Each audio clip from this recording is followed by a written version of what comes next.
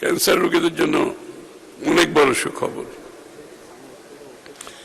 Active pharmaceutical ingredient API তৈরির নতুন 51টি কাঁচামালের আমদানি শুল্ক সম্পূর্ণ প্রত্যাহার।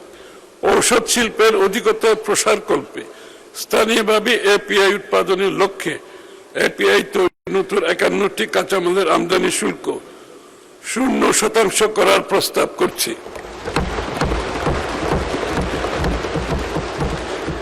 আমাদের ওষুধের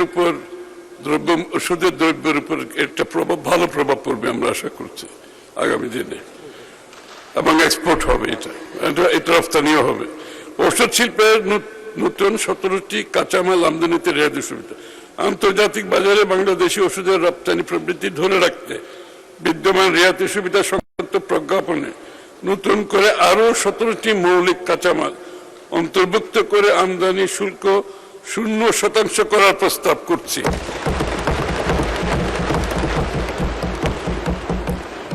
জনস্বাস্থ্য খাত সুয়ারেজ ট্রিটমেন্ট প্ল্যান্ট আমদানিতে রিয়াতি সুবিধা প্রদান। মাননীয় স্পিকার, ঢাকা ও বিভাগীয় শহর সমূহ শিল্প কারখানার বর্জ্য ব্যবস্থাপনার আধুনিকায়ন ও সার্কুলার ফিউচার মডেল বাস্তবায়নে সুয়ারেজ ট্রিটমেন্ট প্ল্যান্ট আমদানিতে বিদ্যমান আমদানি শুল্ক 5% হতে 1% নির্ধারণ করার প্রস্তাব করছি।